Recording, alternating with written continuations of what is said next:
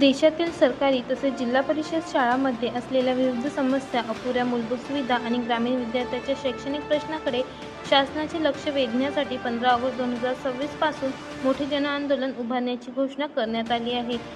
सुभाष बापूराव खडसन यांनी दिनांक 9 ऑगस्ट रोजी कॉक्रोच जनता पार्टीचे अभिजित दिपके यांची भेट घेत सरकारी शाळांची सद्यस्थिती, शैक्षणिक क्षेत्रातील प्रश्न आणि युवकांच्या प्रलंबित मागण्यांवर सविस्तर चर्चा केली. यावेळी सुभाष खडसन व संदीप नाडे यांनी अभिजित दिपके यांचा सत्कार केला. ग्रामीण भागातील अनेक सरकारी शाळांमध्ये आजही पिण्याचे पाणी, स्वच्छतागृह आणि इतर आवश्यक मूलभूत सुविधांचा अभाव असल्याचा मुद्दा यावेळी मांडण्यात आला.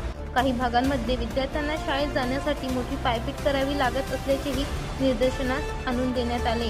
सरकारी शाळांमध्ये प्रामुख्याने शेतकरी, शेतमजूर आणि आर्थिकदृष्ट्या दुर्बल कुटुंबातील विद्यार्थी शिक्षण घेतात.